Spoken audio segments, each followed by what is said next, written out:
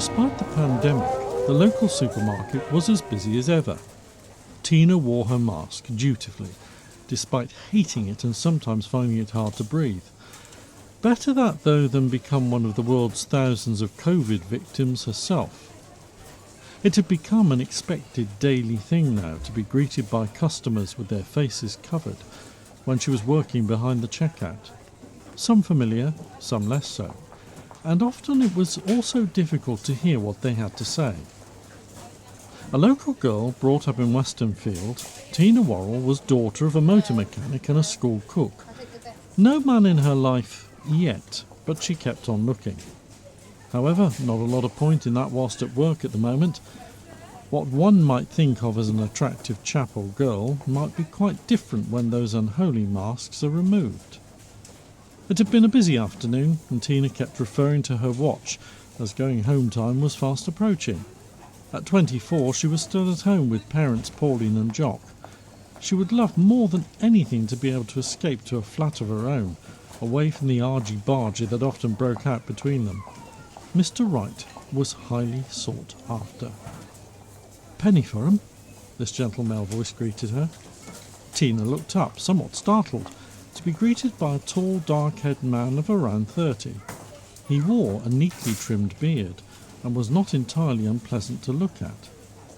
"Oh, sorry," she said. "I was miles away." He told her it was all right. He introduced himself as Jeff, the store's under-manager. "I don't think I've seen you in here before," she said, which was an obvious attempt at a chat-up line. He shook his head. "I used to be here every day, but now, not very often."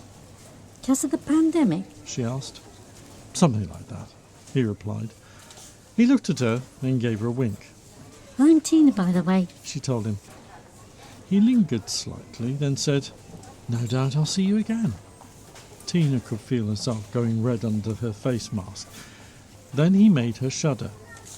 "In fact, if you're on here tomorrow, I'll make sure I visit you again." Wow, that didn't take long to do. Had she found the man of her dreams at last? "Don't be so damn silly," said her mother when Tina told her about Jeff. "First time you've ever seen him. You don't know if he's married, a murderer, or what he might be about." "I hardly think he's likely to be any of those things. He's got a respectable job in management. Typical you, mother dear, to be so positive not," was Tina's response. "Until I get to know him, I've no reason on earth to condemn him." Pauline shook her head in despair. "Well, don't go coming home to me or your father after you've been raped. Worse still, catching this virus. It's a dangerous world out there." Tina decided to go to her room, reminding her mother that she was already in her mid-20s and could well look after herself and do as she wished. After taking a much-needed shower and changing, she sat on her bed and wandered off in her mind, her thoughts being on Jeff, wondering if and hoping that she may well see him again tomorrow at work.